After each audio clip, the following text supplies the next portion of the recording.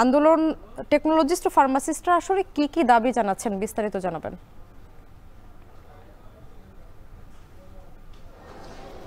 আমরা যেটি জানি যে চট্টগ্রাম মেডিকেল কলেজ হাসপাতালে প্রতিদিন তার ধারণ ক্ষমতার 3 থেকে 4 গুণ রোগী শুধু ভর্তি থাকে না, তার সমপরিমাণ কিংবা তার চাইতেও বেশি রোগী আমরা দেখি যে বহির্বিভাগ কিংবা পরীক্ষা যেগুলো রয়েছে চট্টগ্রাম মেডিকেল কলেজ হাসপাতালে, সরকারি যে পরীক্ষা কিংবা ল্যাবের যে সুবিধা, সেগুলো কিন্তু অনেকেই নিতে এখানে আসেন এবং সেই সেবাগুলো যারা নিতে এসেছেন সকাল 8টা থেকে 12টা পর্যন্ত যে কর্মবিরতি চলছে, সেই কর্মবিরতির দুর্ভোগে তারা পড়েছেন, ভোগান্তিতে তারা পড়েছেন। এবং আমরা দেখছি যে বিভিন্ন ল্যাব কিংবা পরীক্ষাগারের সামনে দীর্ঘ সারি এবং মানুষজন কিন্তু ঘন্টার পর ঘন্টা অপেক্ষা করছেন।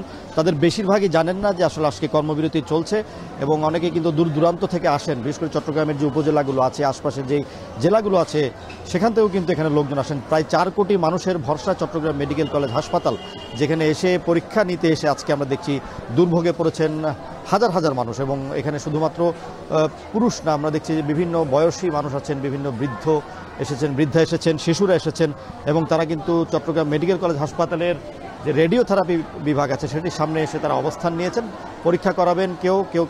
কেউ বা ওষুধের জন্য দাঁড়িয়েছেন এবং তারা প্রত্যেকেই বলছেন যে এই ধরনের কর্মবিরতি আসলে এই যে একটি বড় বা জরুরি যে স্বাস্থ্যসেবার মতো একটি স্থানে এসে তারা ব্যাপক দুর্ভোগ এবং চরম দুর্ভোগে পড়ছেন এবং এটির জন্য তারা প্রতিকার চাইছেন যারা হাসপাতালে কর্তৃপক্ষ আছে। কিন্তু আসলে এখানে তাদেরকে জবাব দেওয়ার মতো কোনো কর্তৃপক্ষ নেই।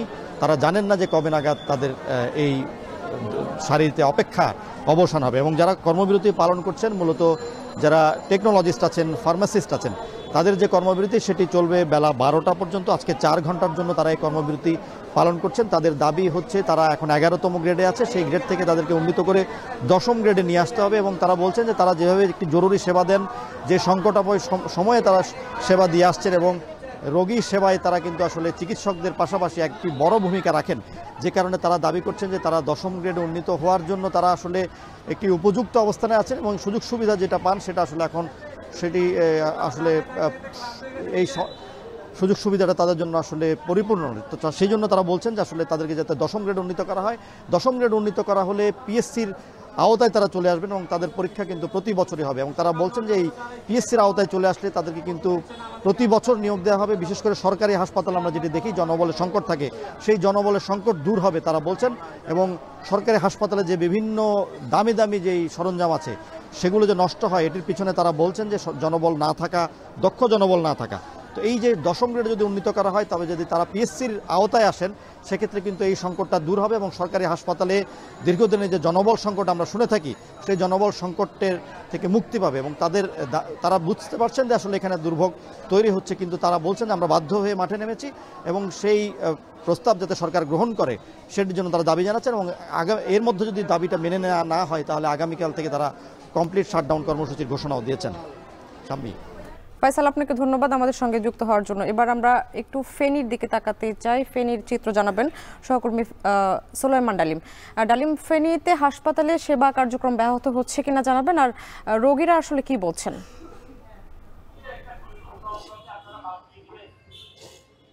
স্বামী, আজকে সকাল 8টা থেকেই মেডিকেল টেকনোলজিস্ট এবং যারা ফার্মাসিস্ট রয়েছেন তারা কিন্তু তাদের কর্মক্ষেত্র থেকে বেরিয়ে হাসপাতালের সামনের যে জায়গাটি রয়েছে সেই জায়গাটিতে অবস্থান নিয়েছেন। তারা কর্মবিরতি করছেন। তাদের এই যে কর্মবিরতি, এই কর্মবিরতির কারণে কিন্তু হাসপাতালে যারা সেবা প্রার্থী রয়েছেন, যারা বিভিন্ন পরীক্ষা নিরীক্ষা করতে এসছেন, তারা কিন্তু দুর্ভোগে পড়েছেন। আমরা কথা বলেছি বেশ কিছু রোগীর সাথে, তারা আমাদেরকে যেমনটি জানিয়েছেন যে সকাল 8টা থেকেই কিন্তু তারা হাসপাতালে রক্ত পরীক্ষা, এক্স রে পরীক্ষা এবং হিমোগ্লোবিন পরীক্ষা সহ গুরুত্বপূর্ণ যেসব পরীক্ষা করতে এসছেন সেসব পরীক্ষা করতে পারেননি।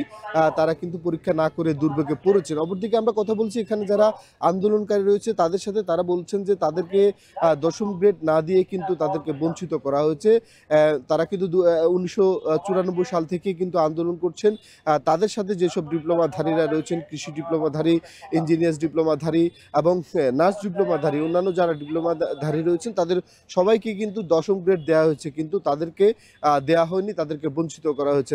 তারা বলছেন যে চিকিৎসকের পাশাপাশি যে পরীক্ষা নিরীক্ষার যে কার্যক্রমটি, এটি কিন্তু একটি গুরুত্বপূর্ণ কার্যক্রম, কিন্তু তাদের যে অবদান সেটি তাদের সেই অবদানকে ছোট করে দেখা হয়েছে, যার কারণে কিন্তু তাদেরকে রাস্তায় নামতে হয়েছে। তাদেরকে তাদের অধিকার ফিরিয়ে দেওয়ার জন্য কিন্তু তারা বলছেন যে তাদেরকে নামতে হয়েছে। এর আগে কিন্তু তারা 2 ঘন্টার কর্মবিরতি করেছেন। আমরা কথা বলেছি আন্দোলনকারীরা আমাদেরকে যেমনটি বলেছেন যে 2 ঘন্টায় কর্মবিরতি যে তারা করেছেন, সেই কর্মবিরতিতে কিন্তু যথাযথ কর্তৃপক্ষের কোনো সাড়া কিন্তু তারা পাননি, যার ফলশ্রুতিতে কিন্তু আজকে তারা 4 ঘন্টার যে কর্মবিরতি সেটিতে নিয়েছেন।